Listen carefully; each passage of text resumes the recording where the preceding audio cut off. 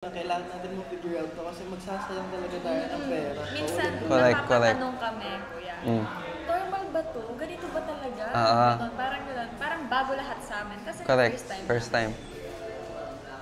So eto sabi nga ni Justin, ito yung first time business nyo. Pareho ba? Pareho yung first time business. O yun, marami kayo ma-experience. Pero ang good thing kasi pag kayo yung mismong nakaka-experience, syempre kayo yung gagaling, di ba? Kayo yung mas tatatag sa negosyo.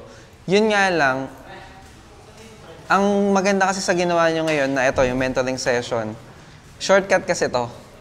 Kumbaga, di ba, there's no shortcut to success. Pero meaning ko ng shortcut, hindi mo na kailangang ma-experience. Matututo ka na sa experience ng iba. Nagets nyo? Na parang, ganun yung ginawa ni... Hindi mo na kailangan pagdaanan. Correct. At least alam mo. Alam mo na pag pinagdaanan mo, ito ginawa niya. Oh. Diba? Shortcut ka na. Hindi ka na nagta-trial and error. Ang mahirap kasi isa sa mahirap sa pag-negosyo, you don't know kasi what you don't know. Hindi mo alam kung ano yung hindi mo pa alam. Paano mo i-correct? Hindi mo nga alam kung ano hindi mo alam. Nalaman mo pa lang pag ginawa mo na. Pag na-experience mo na. Which is, nabanggit mo nga kanina, Justin, na parang magsasayang kayo ng pera. Yun din yung lagi kong sinasabi sa mga nag-i-inquire for franchising na, kasi kami, DIY kami.